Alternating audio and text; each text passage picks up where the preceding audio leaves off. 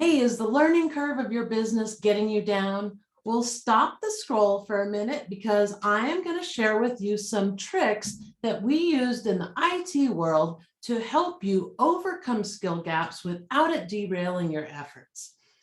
All right, so hi, I'm Cheryl Texera. For those of you who don't know me, I am a certified project manager, and I spent a lot of years managing my own projects while doing development as well, and sometimes being the lead developer.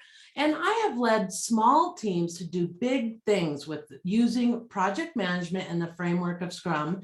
And I wanted to share with you today some of the things that we did when we had to learn like a brand new language in the IT world. So think, for example, we might be coding in some old language like called COBOL, and then we had to move over to a brand new language on the that was more modern and used all different languages like Java and JavaScript and CSS and JSON and all these different languages.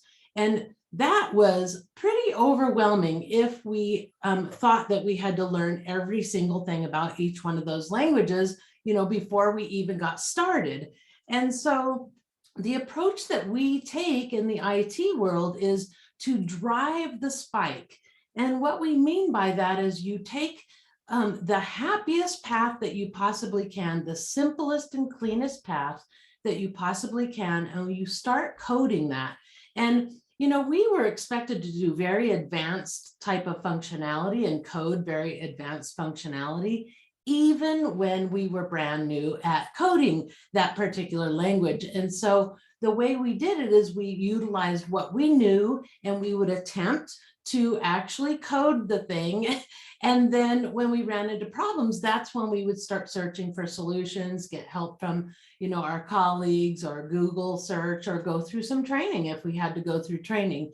But by learning as you go, you can take the impact out of that learning curve. And so it doesn't derail your efforts, and it doesn't make it so where you have to learn everything up front, because for one, you may not need to learn every single thing about that coding language to complete the project that you are on, right? So no sense in learning every single thing about it. But also you could start simple, and then you can start building in complexity as you go. Well, it works the same with your business. So if you think about something like building your website, the things that you have to learn to do that is, you're going to have to learn your platform. So let's say you're doing a WordPress website. You have to learn how WordPress works. Then there's all those plugins. So you have to learn and understand how plugins work to help you to not have to code so much, right? You don't have to build as much if you have these little plugins that have pre-built things for you. You can just plug it in and get it going. But there's still management and maintenance mode in that. And then you'll probably have to learn some copywriting, and you'll probably have to learn, what it means to publish your website and how to test it, and how to do forms if you have a call to action, how to create sales pages. There's all kinds of things that you must learn in order to create a website for your business.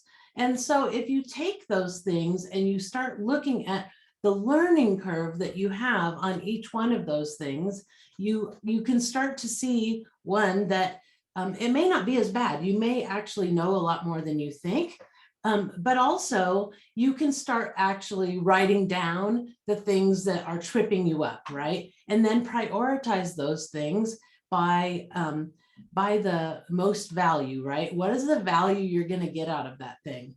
Also, you can find out if there's a workaround that you could do in the meantime, right? Because sometimes we don't have the time to learn all the complex stuff. Maybe we do a simpler workaround first, and then we learn how to do that thing later on down the road as time permits.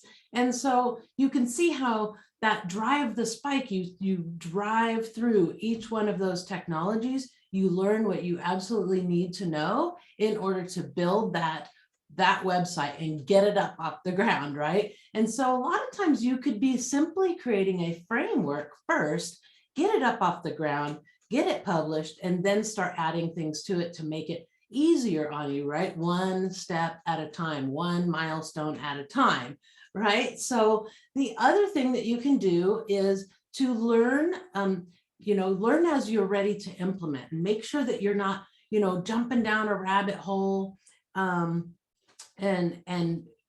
getting some course that you aren't even learning about right now. Like, let's say you have a plan to run Facebook ads, but you're not there yet. You're still working on some of the other things of your business, and you're really not there yet, but you see a course and you're like, oh, I want to get that course.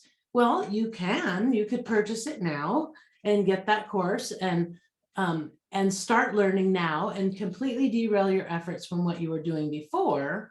Or you could purchase the course and then log it in some sort of a content management thing. So like something like a project management software like Jira or Trello or something, where you log that in there and then you learn as you need it. So now you have the resource, you have it as a business asset, and you're going to leverage that when you need to learn it.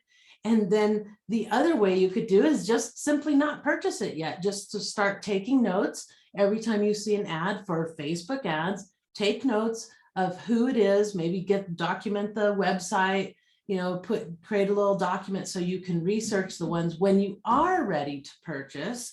Because by the time you get to that course, if you purchase it already, it may be outdated by the time you're actually ready to learn it. So it may be better to purchase the course when you're ready, so that you get the most up-to-date information from that provider.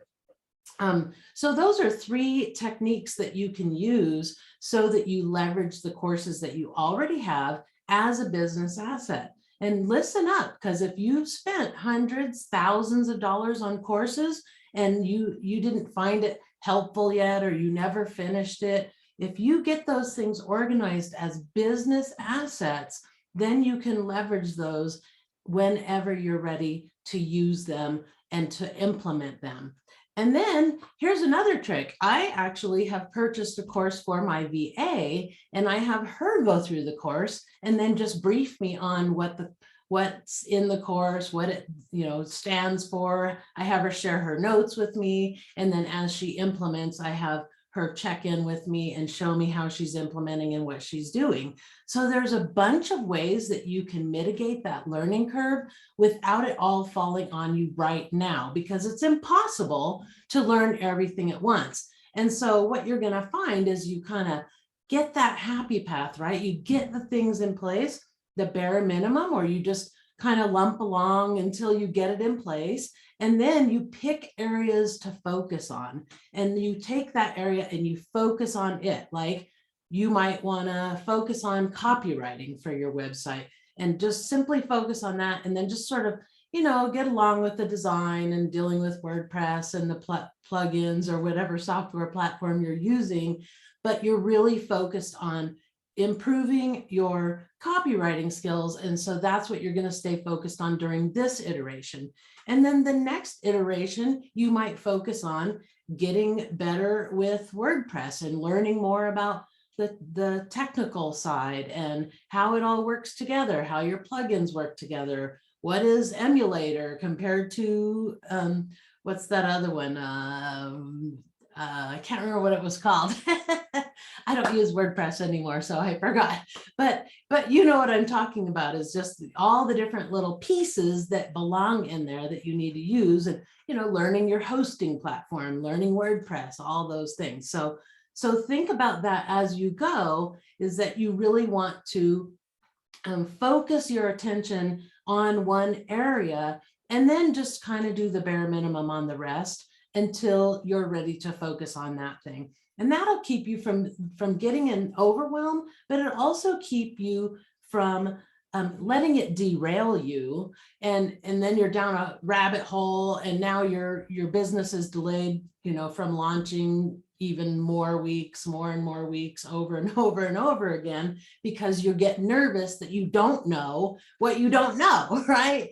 And we don't want to be that way. We want to be able to go for it. And so take that IT approach of going for it, and then just do what you can, limp along, but focus on one place or another, because those learning curves are not going to always be a learning curve. You're going to also have time when you can really, focus in on that one thing, but getting the whole thing built out first as minimally as you can, and then focus on those areas that you can start improving on and start, learning that skill set. So we want to, in conclusion, I guess, we want to track the courses that you purchase so that you can monitor your progress. You can leverage those things, those courses that you purchase as a business asset for you to use or one of your employees to use, part of your team. You can learn when you're ready to implement. You can learn parts of the whole as you implement that happy path and create the framework, and then learn the detailed pieces. And you use continuous improvement to keep improving on your skills and on your on the output that you're creating, and on the quality and the value of everything that you do. Okay, so I hope that that helps you to keep yourself out of overwhelm and keep yourself not so stressed about what you don't know. Stay focused on your goal and make that goal happen, even if it's a workaround for now. Everything doesn't have to be perfect today, but you'll have time in the future to do it. But if you don't launch and you never make it happen because you're worrying about something, you're worrying about what you don't know, then you're just delaying your deployment, you're delaying making money, you're delaying all these things for a later date. And then that can lead to frustration, disappointment, and a loss of momentum and motivation. So be sure that you are mindful about how you're learning, what you're learning, learn as you go, and don't try to learn everything at once, because it's impossible. All right, I hope that that helps you guys. And don't forget to get our workbook for the month. It is at thescrumshop.com/workbooks. You can grab all the workbooks that are out there. There's, I don't know, 7 of them or something now out there. So go for it, grab them, and get this month's. It's a foundation first business model, a new approach. If you want to put your foundation in place, that doesn't mean it has to be perfect. It just means that getting some of those foundational pieces in place will free up your time so that you can focus on the rest of your business, and you aren't trying to just hold everything together with, with duct tape and a prayer. All right. Okay, guys, I will see you in the comments. Bye-bye.